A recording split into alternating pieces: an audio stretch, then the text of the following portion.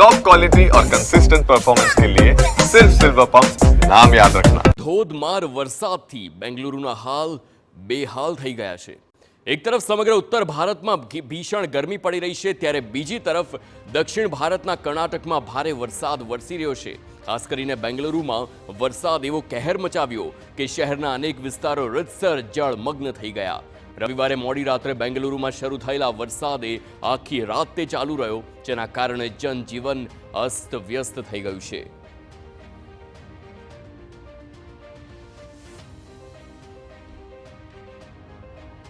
બેંગલુરુમાં વરસાદ અને વાવાઝોડાના કારણે ઘણા નીચાણવાળા વિસ્તારોમાં પાણી ભરાઈ ગયા હતા અને સામાન્ય જનજીવન ખોરવાઈ ગયું હતું। તંત્ર દ્વારા અસરગ્રસ્ત પરિવારોને સુરક્ષિત સ્થળો પર ખસેડવામાં આવ્યા, તેમજ ઘરોમાં પાણી ઘૂસવાના કારણે લોકોને ઘણું નુકસાન થયું છે।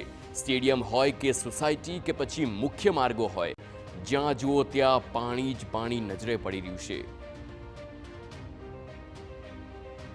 તો ભારે વરસાદ વચ્ચે હવામાન વિભાગે ઉત્તર કન્નડ, ઉડુપી અને બેલગાવી તેમજ ધારવાડ, શિવમોગા સહિતના જે જિલ્લાઓ છે ત્યાં યલો એલર્ટ જાહેર કરવામાં આવ્યું છે।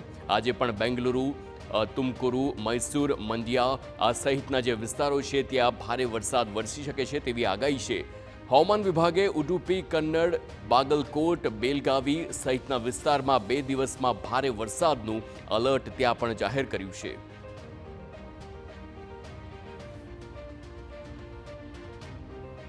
તો આ પ્રકારના દ્રશ્યો ન માત્ર બેંગલુરુ પરંતુ કર્ણાટકમાં પણ જોવા મળ્યા છે। આખું જે રાજ્ય છે તેમાં ખાસ કરીને બેંગલુરુની વાત કરવામાં આવે તો જળમગ્ન થયું છે। જ્યાં જુઓ ત્યાં બસ જાણે કે નદીના પાણી ફેરવાઈ ગયા હોય તે પ્રકારના દ્રશ્યો જોવા મળી રહ્યા છે। બેંગલુરુમાં સ્ટેડિયમ હોય કે સ્થાનિક વિસ્તાર હોય કે રોડ રસ્તા હોય, ચારે તરફ બસ પાણી જ પાણી જોવા મળી રહ્યું છે। મહત્વનું છે કે હજી તો ચોમાસાની સત્તાવાર શરૂઆત પણ નથી થઈ, ત્યારે કમોસમી વરસાદમાં જ બેંગ્લોરના હાલ બેહાલ થયા છે। હવે